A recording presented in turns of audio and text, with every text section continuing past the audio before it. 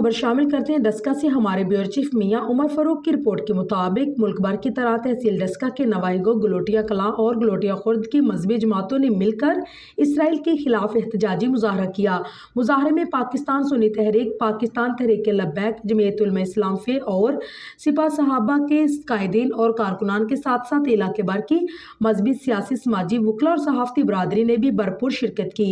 तमाम तर जमातों ने मुश्तरका ऐलान करते हुए कहा है कि फ़लस्तीन और गजा के निहत्थे मुसलमानों पर फिलफोर बमबारी और जुल्म बंद करने के साथ साथ हमारे मुल्क के हुक्मरानों को चाहिए कि वो जल्द अज जल्द फ़लस्तीन और गजा के मुसलमानों पर होने वाली बमबारी और जुल्म को रोकने के इक़दाम करे।